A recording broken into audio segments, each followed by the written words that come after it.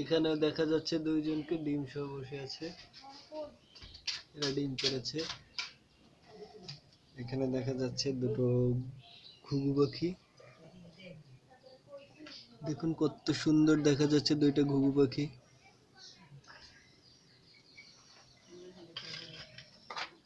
এখানে একটি ময়না কবুতর ডিম পেড়েছে এবং ডিম ওমান দিচ্ছে। কাছে যাওয়া যাবে না, কাছে গেলেই রিয়াকশন। এখানে আছে দুটো,